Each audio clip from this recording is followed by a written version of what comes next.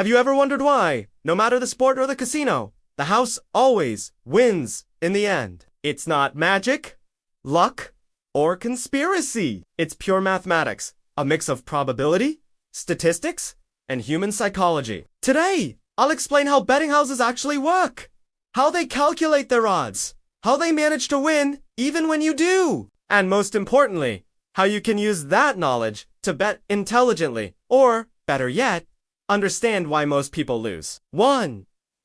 The concept of probability and expectation. Every bet starts with one key idea: the probability that something will happen. If you flip a coin, there's a 50% chance of heads and 50% of tails. But if you bet with a bookmaker, they won't pay you at the exact 2.00 odds. They'll offer 1.91 or 1.95. That small difference is their mathematical margin, their long-term profit. Example, if 100 people each bet $10 on heads, the bookmaker collects $1,000.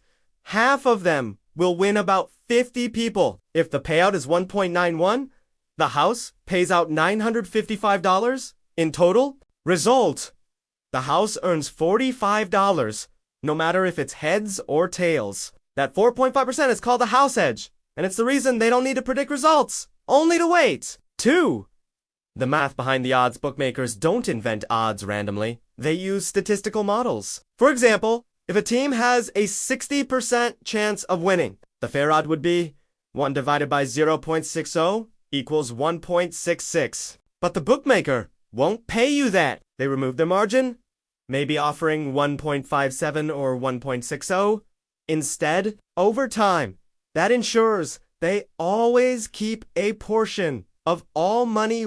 Soccer example, true probabilities: home win, 50% draw, 30% away win, 20% fair odds. Home, 2.0. O draw, 3.33. Away, 5.00.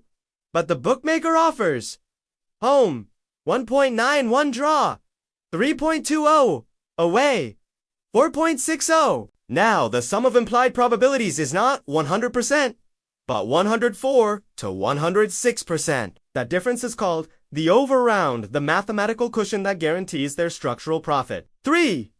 The psychology of the gambler. Bookmakers don't rely only on math. They rely on psychology. They study how we make decisions under risk, how emotions and cognitive biases push us to bet irrationally. Action bias.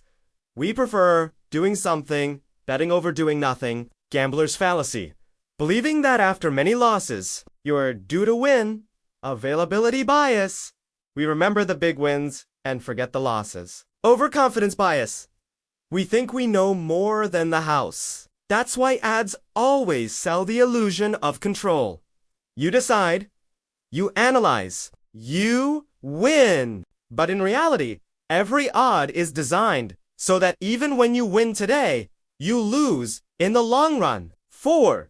Real stories of those who challenged the system. Example 1. Edward Thorpe in card counting. In the 1960s, Professor Edward Thorpe applied probability to blackjack and discovered that by counting cards, he could shift the odds in his favor. He won millions and changed Las Vegas forever. The result: casinos changed the rules. More decks, automatic shufflers. The house regained its edge. Example 2. Professional bettors, some professional tipsters or sports traders analyze data to find positive expected value. EV+.